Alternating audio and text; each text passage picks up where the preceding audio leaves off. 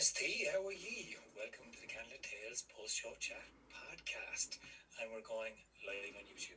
Lovely. We're joined this evening by Rory O'Shea and myself as well, and my sister Soraka. How are we getting on there, sis? I'm a little bit tired. I'm waiting for my second COVID test in a week for different reasons, which is just not stressful at all. It's great. I'm having tea. It's fine. I'm fine. I thought we agreed there was no mention of that word on this podcast. Did we? Because it's like Eve, isn't it? I'm always kind of a bit confused about whether it's like tomorrow or today is a celebration. It's the end of January. We fucking did it. We survived. It's over. Hallelujah. It was the worst one. I mean, it wasn't. But it might have been for you. I don't know if you're listening. It was dark. It's a weird time. But at the same time, it's now that chance of kind of renewal and rebirth and looking at the spring. And Rue, you've been taking some beautiful photographs where you've been hibernating down in Burren and County Offaly, and you're starting to see some twinkling little buddings and life coming in. It really puts the blinders on you when you're limited to your 5-degree radius and you're locked down in your parents' house in the Midlands. So like an exciting thing for a snowdrop to pop out of the ground. It's variety I need. I tell you one thing, it's great to see you, even if it is over Zoom, and even if it is a very public chat we're having in public. That's what we're used to do. That's a great thing. Don't really need together. But it's good to see you like this too. Yeah, but I haven't seen you like in a month. It's like probably longer than I haven't seen you in a long time.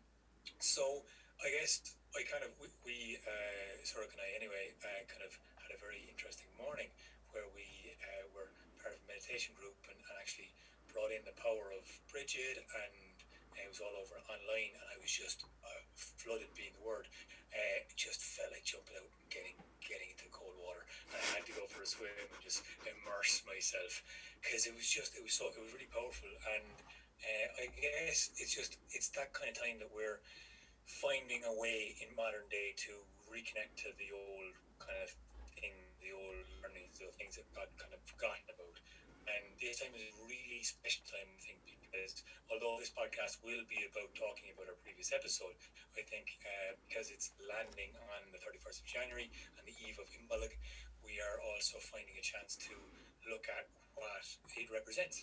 And there's two views on how this day is so special between Brigid's crosses. We all grew up making them for Saint Brigid, and we've recently learned and taught ourselves an awful lot about the goddess Brigid and how they're one and the same.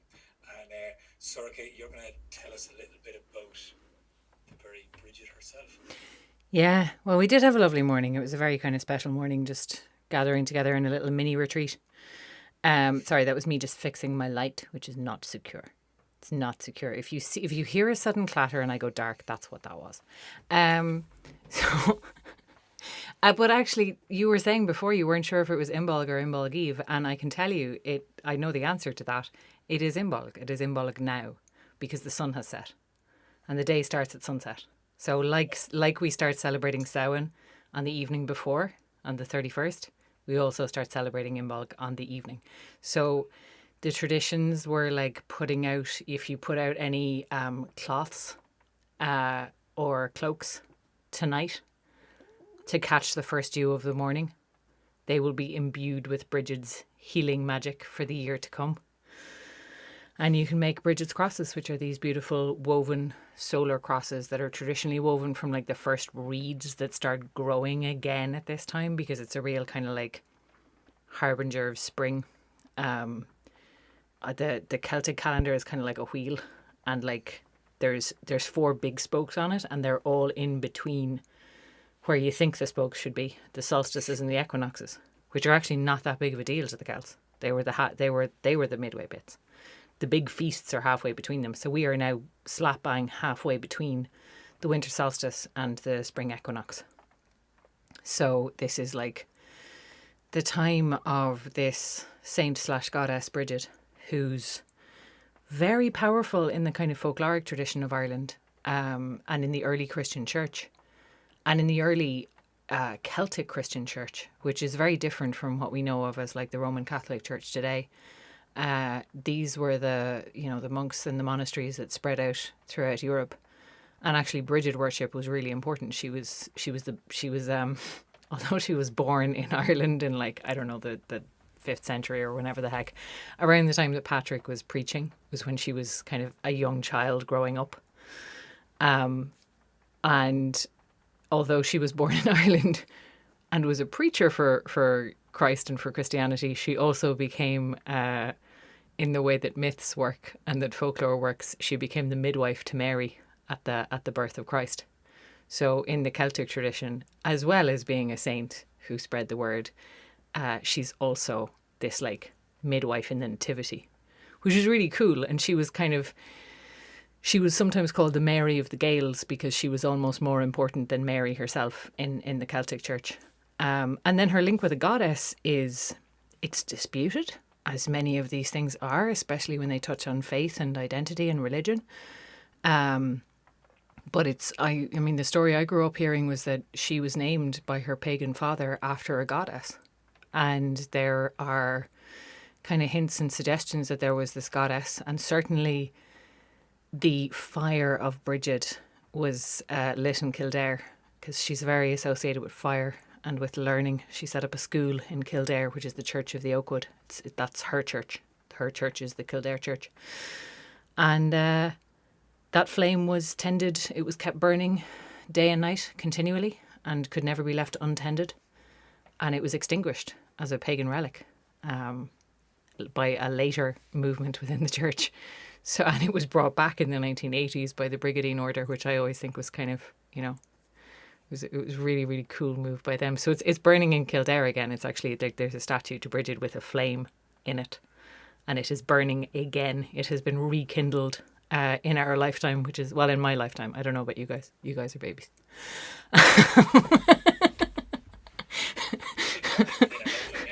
Hey, I have my first grey hairs and I'm like, I'm really excited. I'm like, I'm getting into my crone phase and it's making me really, really happy. And I think I'm jumping ahead. Like you're older than me 2 years. Yeah. You children. It happened in your lifetime. Yeah. I don't know. You're what, 24 months younger than me? A lifetime, I tell you, to a 24-month-old. So yeah, no. I mean, like, I love the fact that she is associated with the oak tree. We have a beautiful oak tree out here. My father planted it in the garden when they moved in here, and it's just grown to this beautiful, oak. And I think it's such a sacred tree, and to have it kind of represented by Brigid, by Imbolc, and that idea of fire and of the well and the wisdom that water brings. I think there's a lovely kind of mix of like the softness and the healing of Brigid, her inspiration, her teaching and her kindness, and the fire and the hardness and the harshness of her, because she took no shit, and there's some stories say that you can piece it together that perhaps she's the daughter of the Morrigan, and we like to lean on that one. Yeah. There's one of the sponsors that I made last night. Good man, my production with me ma. Beautiful. Oh man, I still had like I specified that for the priest that my ones are made for the goddess Brigid. I'm saying always good line to make them stand out.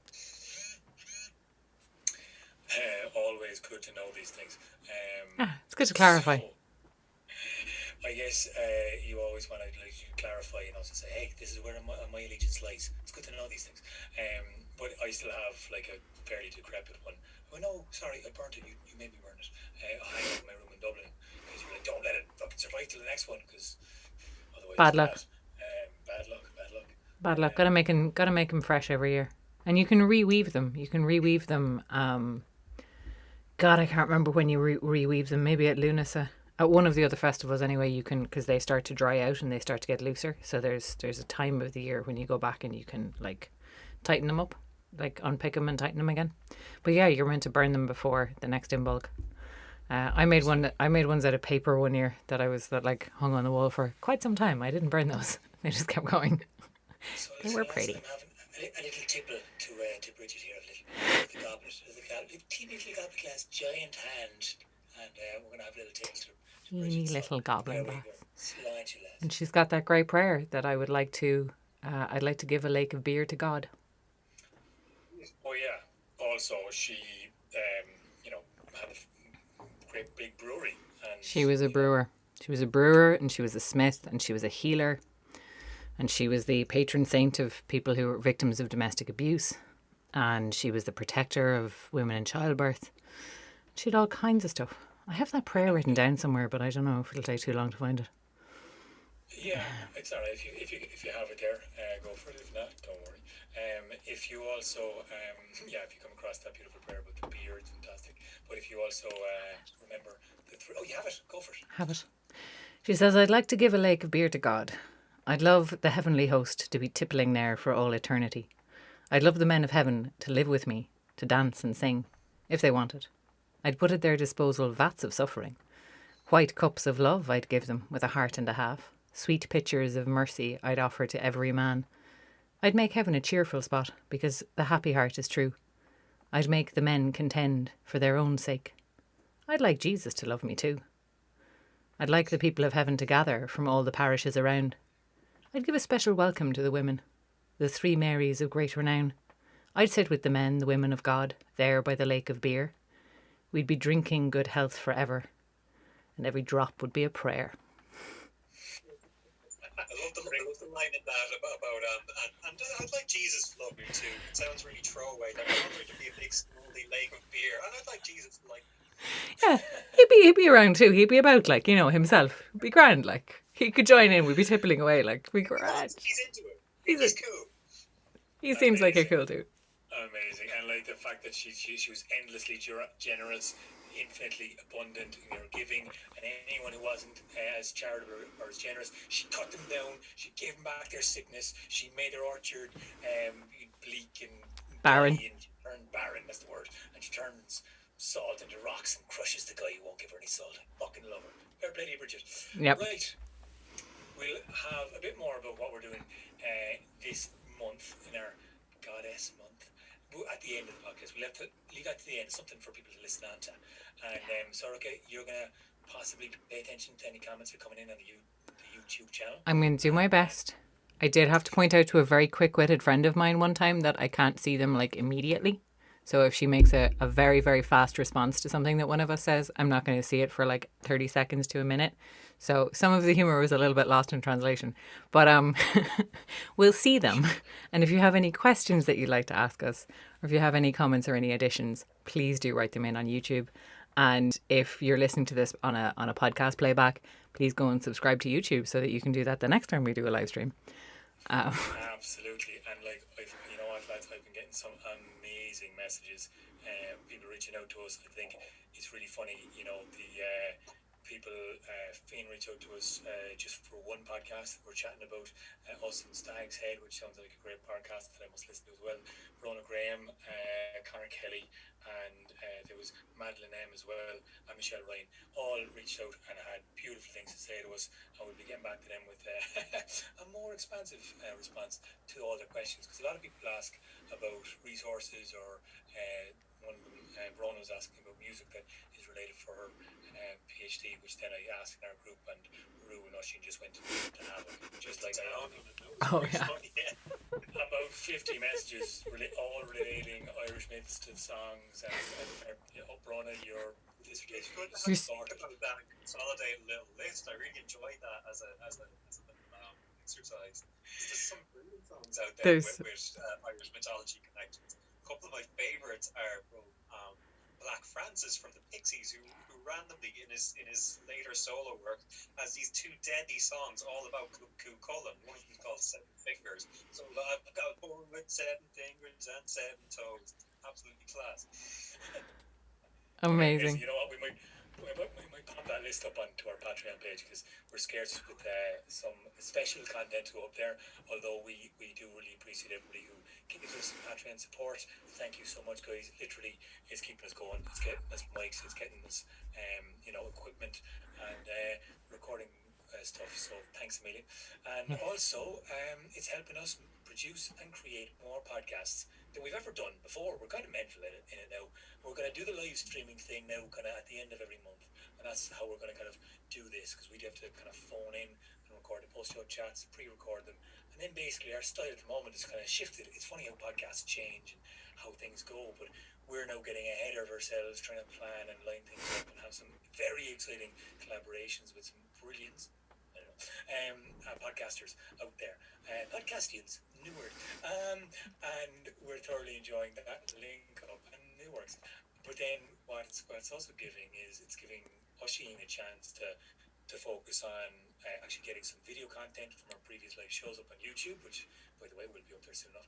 And it's giving you a chance to deep dive into the software, Rue, and the sound effects and the playing that you weren't really able to do because of your sickness there last year. Now that you're kind of able to hibernate and mend, tell me, how have you been finding the music addition to the podcast of late compared to live gigs as well? Yeah, it's great. We're because we don't have live gigs and because we're locked down, and I'm in the arsehole of nowhere in County Offaly, and I don't have a whole lot else on, and we're ahead of ourselves with podcasts. I'm spending a fair whack of days on each podcast, like really like kind of luxuriating over them, and like I'm crafting them and like just really having a lot of fun with the music. For this little series, Vicar's Feast and Champions portion, I was kind of going for an orchestral kind of vibe. It started off with Vicar in the last episode, just giving him this nice kind of slight tricksy piano line, and it kind of went from there. There's all these like kind of plucked strings and like and then the sound like big strings like cellos and such like kind of roaring in for the dramatic parts. So for the second episode, it was leaning on that. There's a lot of drama in the Champions portion, all the various tests to go to very dramatic places. So like having an orchestral dramatic kind of vibe with that was a lot of fun to make. Yeah, fair play. It was doing great. And I can see one of your gongs, which looks like a shield, right behind you there. Yes, that's the one. I had to bring that down because I needed that for like just one moment in one of the goddess stories. Lovely. Well, look, lads, we're talking about the Champions portion, which was last week, and we always used to tell this in December to kind of, it's basically a comedy. It's basically this just ridiculous story that goes on, and of course, like in the podcast, oftentimes the humor is actually replaced with kind of more diligent way of telling the story, and more kind of, there isn't the interaction with the crowd, so you don't get that kind of humor across. But this story is fucking bonkers, and Rue, you've told it, and Cearnach, you've told it so many times. We used to always tell it in December because it was like, this is how we celebrate feasts in Ireland, and we all know who gets the extra potato or the big bit of meat at the table, and that's kind of what the Champions portion is all about. Who gets the big bit of meat, who's respected the most. Isn't that right, Cearnach? Oh yeah, I mean that's a whole thing. I think it's fascinating because I think you get into this, like, if you're of a mind to think about it this way, which I am, you kind of get into this whole thing as well about what were people eating, because that's always kind of something that I'm curious about as well. Is like, what did they be eating? They didn't have spuds back in those times.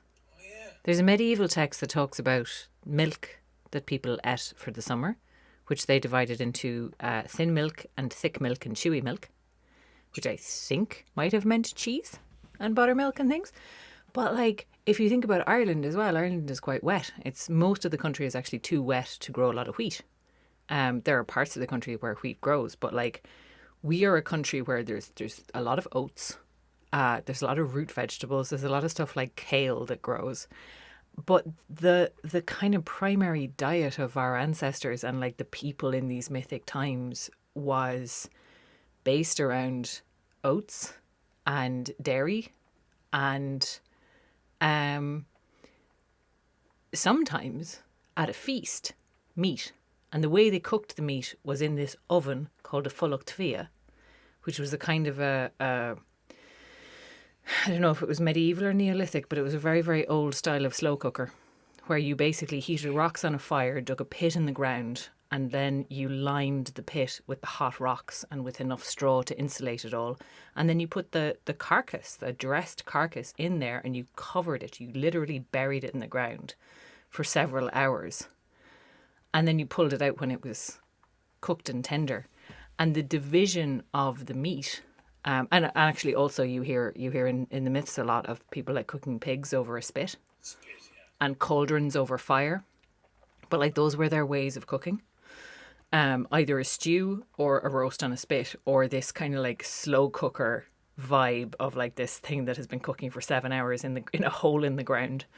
But the division of the meat had a significance. The haunches were the most important, and it was kind of, I think it was one haunch to the hind legs.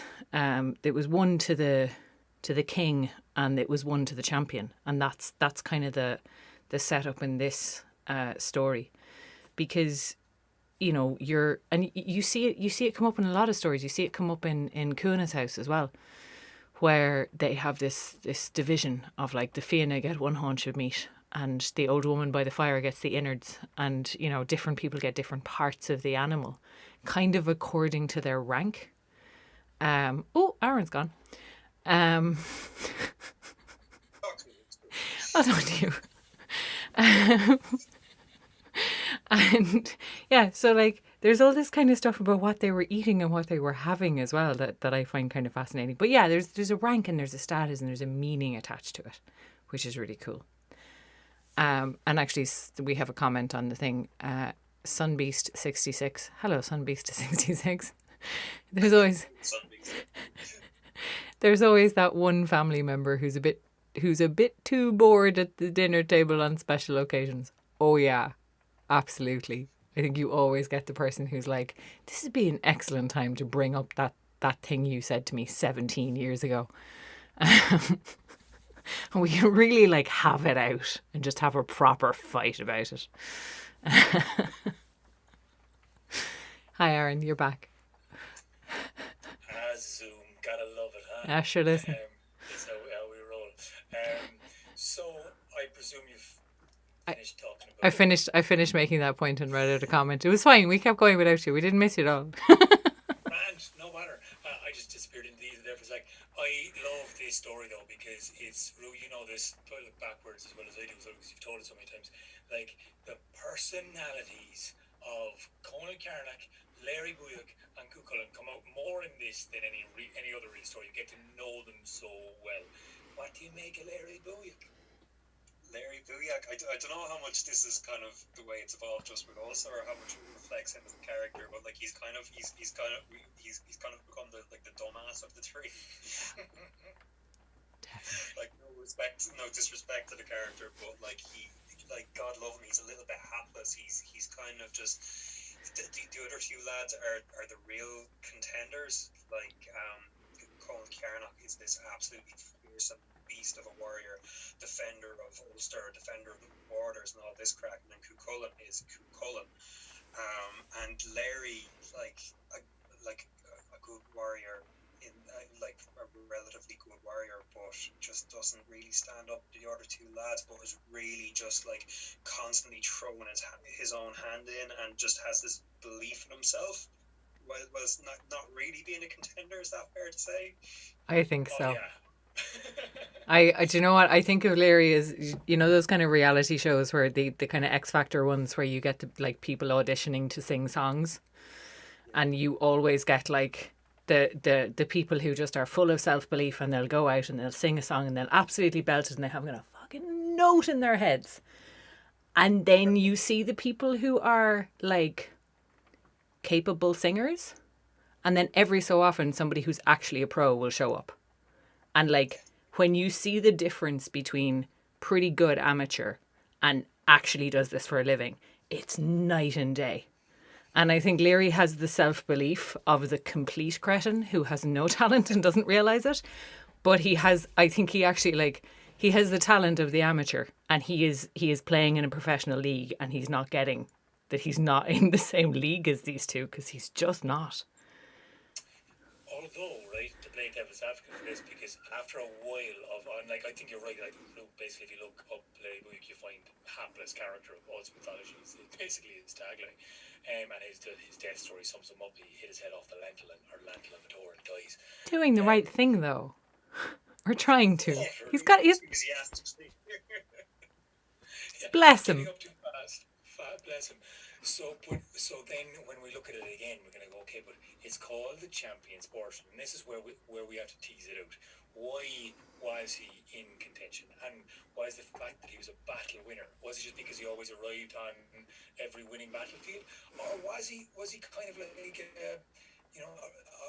a really good guy to have on the field because he was inspirational? Did he bring a lot? Was he a really good team talker? Was he really good to rally people? Was he good at giving speeches? Was he kind of the people's kind of champion? You're not the best, Laery, but you inspire people because you try so hard. Like I remember, Jesus, my minor team, I won't name him, but the guy who tried the hardest, he was a terrible hurler. I loved him to bits. We all did. He'd always come on, and as I saw in the last 10 minutes if we were winning, and he'd just throw himself around, and we'd be like, "Fuck you, go on, you legend, you!" And he'd actually get us playing harder because he was that kind of a character, and everyone was such a fondness for him. That's kind of how I think of Laery. He's not completely an idiot. He must have had some redeeming qualities to make him think that he was in that league. I think he's, I think it's that kind of thing of like, he was probably one of the top warriors in Ulster who were the top warriors in the country. He just, like, I think of Conal Cearnach this way as well, because like he's a top class player, like I said, in the amateur league. But there's suddenly two guys who are just on a different level. They have a different gear. Like, and they both have these like mysterious otherworldly births, and they both have these like mysterious otherworldly characteristics, like the crooked neck that should have killed Conal Cearnach when he was a baby, and like the different coloured eyes and the different coloured skin, and Cúchulainn with his 7 fingers and his 7 colours in his eyes and his 7 colours in his cheeks and his crazy battle rage. And here's Laery, who, with the best will in the world, and probably he has his supporters in the Ulster kind of warriors who are like, we understand him, because they all seem a little bit freaked out by Cúchulainn. And I think, yeah, and Conal Cearnach comes across like a fucking total psychopath a lot of the time. So like you've got these two crazy talented but scary guys who it's like, well, I'd rather them on my side than not on my side, but I'd actually rather them not fucking around at all and just over there. And then you've got Laery, who's like solid and dependable and would be maybe a contender for champion if it wasn't for the other two. Yeah, and that's kind of how I like to kind of think of it now. And because Conal Cearnach's on the border, he has a tough task, and then Cúchulainn is off in Dundalgan, which is just like so far away from kind of Navan Fort and Ulster, the stronghold, that it's almost like he's tucked away over there. And then I guess we're down to the fact that obviously Cúchulainn is creator. The two lads have some form of claim, the battle winner and the victorious, as they're known as, but they won't give up the idea that they should be named, because this whole ego kind of trip takes a hold of the story, and we see this beautiful Connacht chapter. And I guess, Rue, do you want to just talk us through first impressions of what Cruhor, the King of Ulster, what he's done here, by giving Maeve the chance to figure out who's the best in Ulster? He's handing off a difficult and volatile task to somebody, and he has to think about it and goes, well, I'd like to give, if I have my worst enemy, because it's not a task that you'd like to give a friend, I suppose. He gives it to Maeve, who's the historical enemy of him, and she wouldn't thank him for it. It's not easy and volatile, and these lads then descend upon Connacht, and like they just land in, and she gets everybody in Connacht to mobilise and greet them with a feast, and half the women are there presenting food, and half the women are completely naked, and like it's just 3 days of having the crack just to make sure everyone's on good terms and they're not coming with bad intentions. You did a fun thing with the kind of music in terms of changing and the vibe there. Can you talk me through your kind of process with what you do with that? Well, I suppose like the music will come down to the perspective of the character, from whatever segment of the story, and in that segment we switched to the perspective of the people. Like there's all these handmaidens in Connacht, and they're having a chill time doing needlework or whatever it is, and next thing there's this big bloody noise coming from over the horizon, and Maeve's daughter is looking out, and she's describing all these fantastical characters on the way, and Maeve is going, uh-oh, that's a Lóegaire Búadach, uh-oh, that's Conal Cearnach, oh shit, that's fucking Cúchulainn. So it's mounting tension because these guys are flying at them, they're enemies, and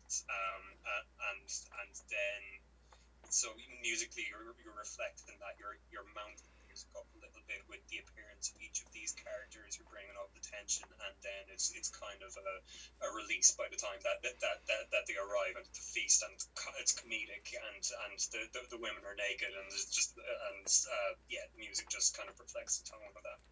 Yeah, I love that kind of layering aspect now you describe, because we used to just do that in live gigs by more volume and just up and down and up, and you find a real finesse to that now with how you found into layering elements. Yeah, in a non-live thing like this, you can really play with it. Doing that live, it's like the musicians will just kind of pick up with it'll affect whatever groove is being played, and you'll go a little harder with it, you go a little louder, and then you'll find that moment to drop it and relax it. But doing like this for the podcast, I can I can add in a whole layers of instrumentation or whatever with the appearance of each character, and really fair play. I love what you're doing with it. So okay, you found that there's a whole load of other tasks that we don't mention in this story, but there's a rake of them, isn't there? There's a lot. There's actually quite a lot that Maeve gets them to do. She gets me to go through a valley full of witches at some point, and she, we kind of picked the cats bit, but there's several tasks that she sets them as well, because of course Maeve is, Queen of Cúchulainn, so she has access to this otherworldly space and all these otherworldly creatures, and even with the cats seems to have some measure of control over them, which says a lot about Maeve. And I love that, I think it's such a good character moment for both Cruthor and for Maeve, that Cruthor is okay, this is volatile, this is tricky, but there is a way to turn this to my advantage.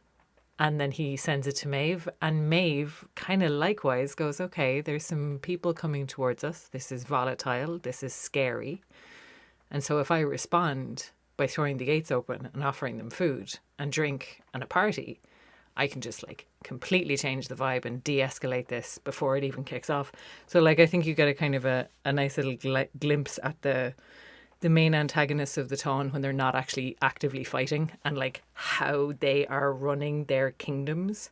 Because this is also one of Cruthor's big tasks is keeping his warriors in an honor-obsessed culture, in a war-obsessed culture, from killing each other.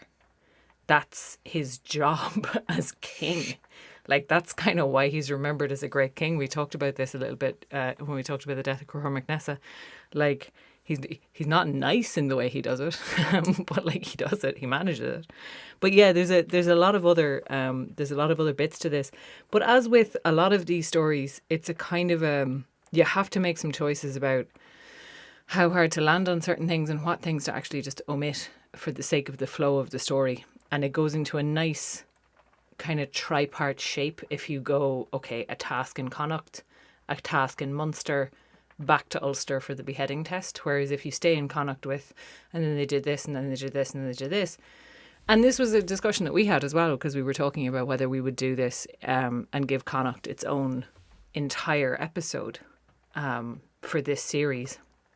And one of the reasons we didn't was frankly because we were well, that'll be the end of January, and then we want to make February about goddesses this year. So it's kind of there's some practical considerations as well. We didn't want to do it a 3-hour podcast that ended up being terribly repetitive, because it follows the same pattern of Laery borks it completely, Conal does well but not that well, and Cúchulainn completely owns it. And then the other two find a technicality to say, it didn't really name me. and repeat, because that's how the champions portion goes, as a story. That's kind of the structure of it.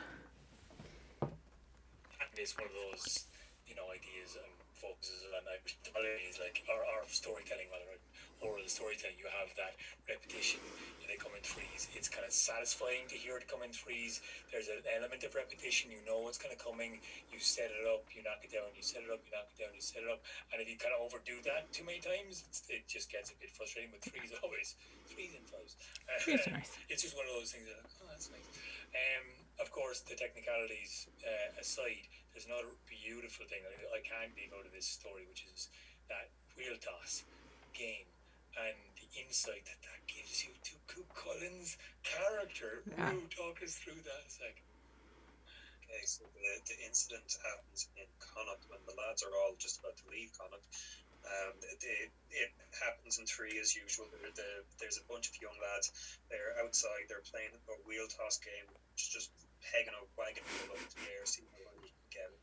Laery comes along, and as Cearnach just described it, he does a bit of a shit job. They kind of they sarcastically jeer at him, and he misinterprets the jeer as being like genuine applause, and he goes away chuffed with himself. Similar thing happens with Conal Cearnach, and then Cúchulainn comes along and he absolutely knocks it out of the park. You can't see the wagon wheel. It's gone up so high into the sky, and then it comes crashing down, and then there's like stunned silence kind of thing because they're so impressed, and Cúchulainn completely misinterprets this also as being he thinks he hasn't done a good job, and he walks away feeling bad about himself after having absolutely knocked it out of the park. Little baby. Which is quite an insight into it. Poor little angry dude. He's so wee and angry and feels so inadequate. Poor guy. It's one of the several moments in the Cúchulainn story that made me go, oh God, he just needed a hug, didn't he? Like, they all need a hug. They all seriously needed a lot more hugs than they got. Whatever amount of hugs they got were not enough. So then we're on that chapter break my heart a little bit, because it really gives you that insight of he's never enough, he's never doing enough, he's never good enough. And then we're on down to Cúchulainn MacDara's gaff, and I guess we talked about the death of Cúchulainn MacDara, the controversy over his character. He's not exactly, he's good and grey, he's not black, not white, not good nor bad, he's a mix of a lot of stuff, but he's a great judge, and they get sent down to Munster, to the seat of Cúchulainn MacDara.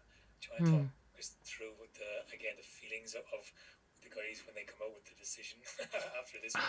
I just think like Cúchulainn is such a fascinating character, because like you say, he's never kind of good nor evil, as most characters in Irish mythology are not. They all kind of straddle that line. And he's such a complex character. He's such a kind of interesting character.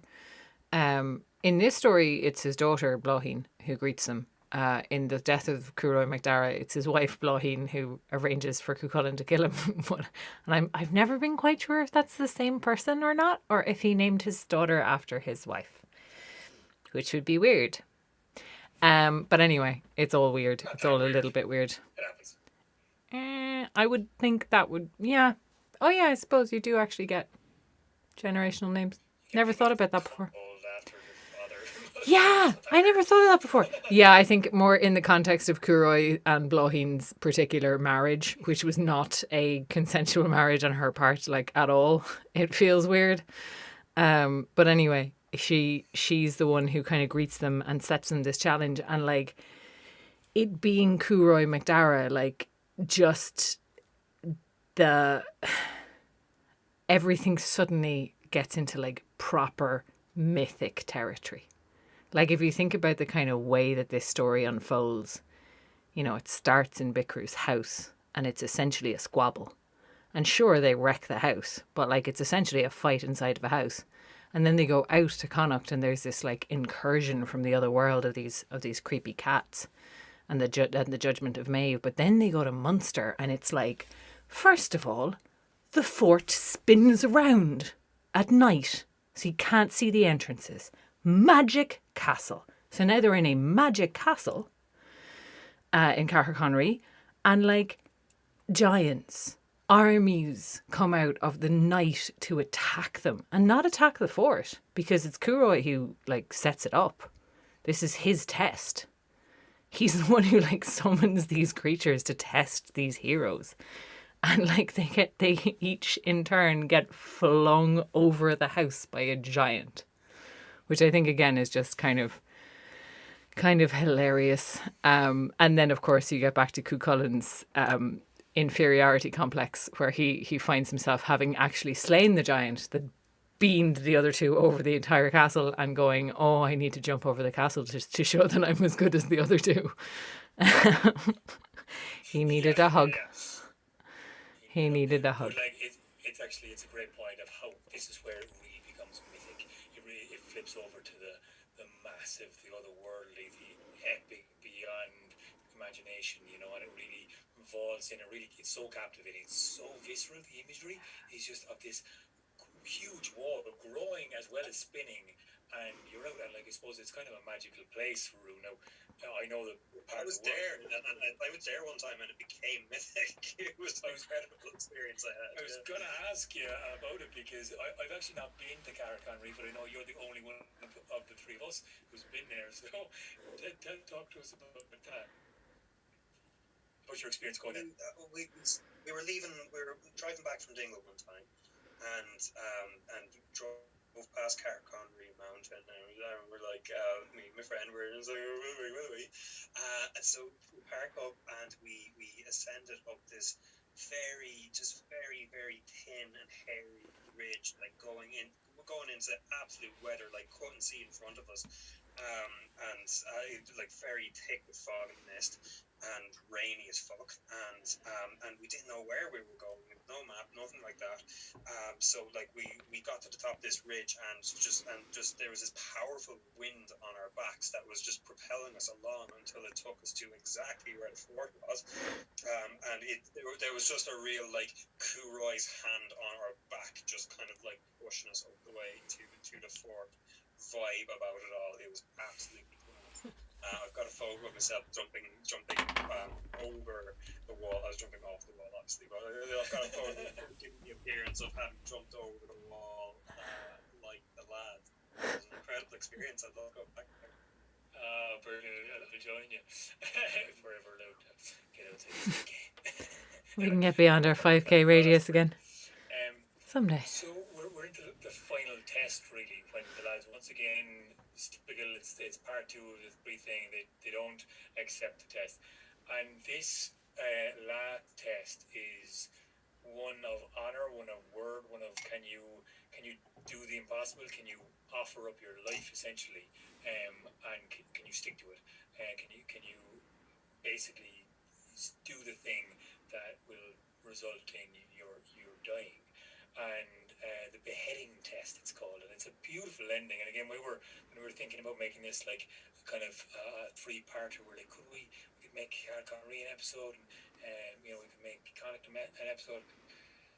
The beheading test isn't quite a full episode. Like it's a story in itself, but it's an amazing tail end to a story. So I think we decided to really, it flows so beautifully with the chaos, the anger, the fun, the frolics, the mysticism, and then you just land in this beautiful, clear 1, 2, 3. Ask a stranger comes and asks to somebody to chop off his head. So yeah, Soraka, will you talk us through? Well, I think you got the best response out of any of us, and we've both told this a few times, or we've all told it a few times. But a kid on the barge. Oh yeah, had a great response. At the Five Lamps Festival. Were you there with me, Rue, or was it Oisín? Yes, we were at we were telling a story on a barge that. Actually, I think it was the Tui. But anyway, we were on this barge on the river, and the barge, like, we were meant to be telling on a tent on the barge, but the tent got blown away, and we told the story of the beheading test, and one of the kids was just kind of hanging out there afterwards, and I asked him if he liked the story, and he said, I liked when his head talked, because I would do a little mimey thing, You know, he picked up the head and he says, "I'll see you tomorrow." So this particular kid just like was like, "Oh yeah, I love the bit where he got his head cut off," and then it talked. Because this is the thing that I always find hilarious about kids. Adults will get real freaked out by like the gory bits or the scary bits, and inevitably, if I push that line out a little bit at a show with kids at it, the kids will be like, "I love that bit.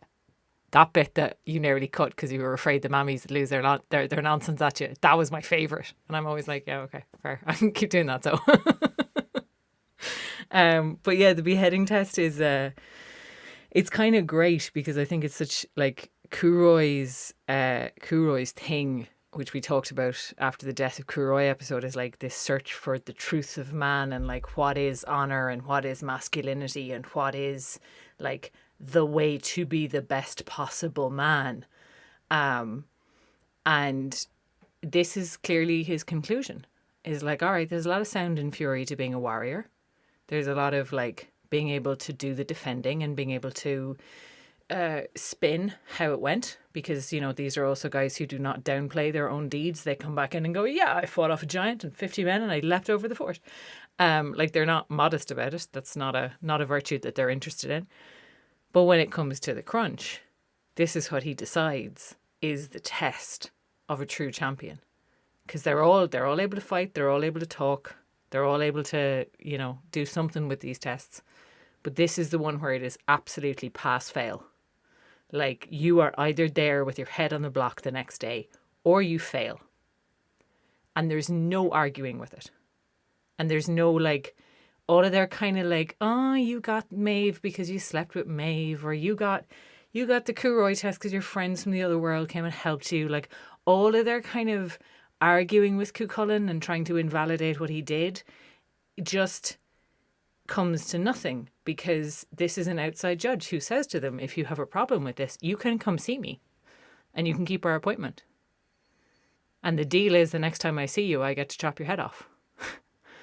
And like that, you know, that deal kind of stands. They still have to take the risk if they ever go to see Cúchulainn, if they ever go to talk to him about the champion's portion. I always think like that's the implication, is like, if you come to see me, you're fulfilling this. I get a free swing if I want it. So, Never even thought of that. you know, they still have to do it. They still have to complete the task. Now, whether he would actually kill them or not, I don't know. But like, you'd have to think like you'd be, if you were Conal Cearnach or Laery Búadach, you'd be thinking, yeah, he might. Like they would still have to confront the same fear. And Cúchulainn is the only one who does it. And like, one of the things that I always think is kind of interesting about this story is like the rest of the people of Ulster try and get him to run away. Like, Yeah. it's They're just like, don't, it's not worth it. Go. Run Yeah. away. We don't want you to die. Fuck this. Do what the other guys did. It's fine. It's done. Run away. we will deal with being the province of Oathbreakers. Just fucking mind yourself. Like, and I think that's always a really interesting one as well, is like, you know, this is obviously something that Cúchulainn has decided he needs to do, in the way that Cúchulainn kind of does, where he goes the extra mile with things, and that's what makes him such an exemplary warrior and such a brilliant warrior, and he's always striving to be better, and he never thinks he's good enough. So like, even though he's terrified and he's reluctant and he's white-faced and he's shaking and he doesn't want to do it, and everybody in Ulster is going, just run away, we won't have, just run. He grits his teeth and he does it. And that's what makes him the champion, is his willingness to die for an abstract concept like honor. Yeah. What do you reckon, Rue? Would you have stuck your head in the block? You're away with the other lads. I would have needed no convincing. Come here. This concludes our post-show chat about the Champions portion in our previous episode, and brings January to a close. It is now Imbolc, and we're going into February. We're very much looking forward to doing a series of stories about goddesses. And Rue, you've been really keeping us going with backing up all these stories. You've heard of them, mostly all. I still have to do my last story, but it's in the pipeline, right? For that show, okay, I'm nearly finished playing as well. Yeah, I'll get to it this week. You've been enjoying it, huh? Oh, gorgeous! Yeah, lovely set of stories. Just absolutely lush. I've been completely immersed in for the last couple of weeks. So yeah, it's going to be a great series. 4 episodes starting next week. Beautiful. And Soraka, you said at the start, you know, we wanted to bring forth the goddess stories for January. We want to make this month about stories of January because February. We wanted to make it a month of goddess stories because I guess in Irish mythology we often talk about the divine feminine, which we're celebrating with Imbolc, but also the difference between masculine and feminine, the energies, and oftentimes how the female characters are undervalued and all of those kind of things.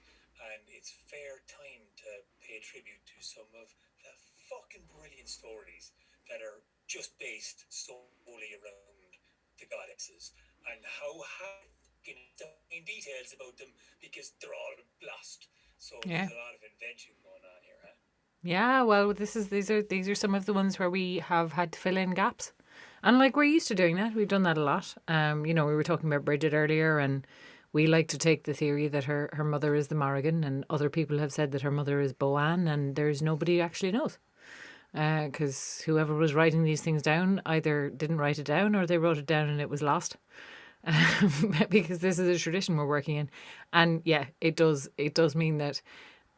More about the women was lost. You know, there's just that extra layer of attrition.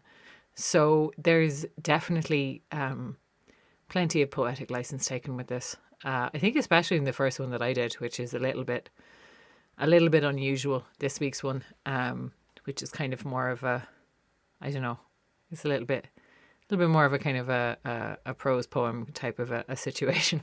I was in a vibe. I don't really know what the vibe was now, but I think it was.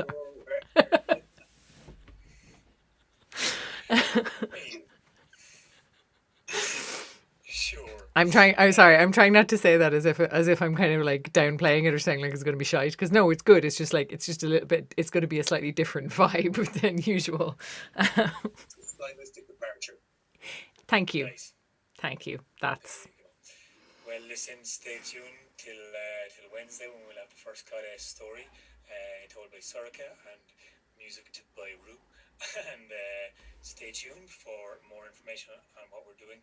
We're really enjoying we're coming to the end of our storytelling course, our very first storytelling course. And I gotta tell you, my Saturdays are my favorite day of the week because we are getting a whole bunch of people telling us some amazing stories, and they're researching, they're taking on some of the fun facts that we've found about storytelling and the skill sets that we've tried to imbue in ourselves and promote in this oral tradition of storytelling. So we'll be starting another one soon due to high demand.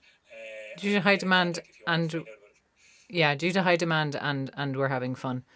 Definitely drop us a line if you want to hear more about it, because it's great. We're going to keep it going for as long as people want to do it, which was a little bit how the storytelling started as well, wasn't it? Yes. We You said, want us to tell more stories? Yeah. Oh, okay. Yeah. We'll do that. So. all right. Great, because I really like it. Yeah, it's kind of been the vibe of Candlelittales so far. We'll keep doing this if you guys keep turning up. So thank you to all of you who turned up to watch the stream today. And yeah, storytelling course will be soon. Goddess is coming soon. Many lovely videos coming on YouTube soon. So if you haven't subscribed to YouTube, head on over and click the button and click the bell.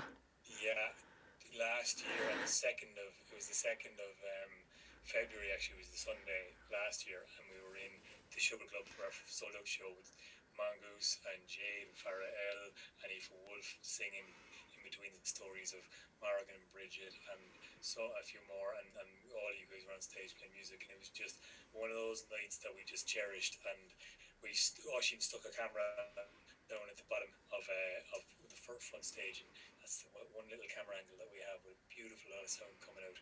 And we'll be sticking that up on YouTube on the 2nd because, yeah, that's a nice way to look back at it and remember live gigs. Jesus, I miss them. Live gigs. We remember them. We'll get back to them someday. Performing them, but just even going to them and seeing the mates and stuff. But look, keep keep healthy, keep safe, keep sound, keep sane, keep telling stories, and fuck it, yeah, keep it lit.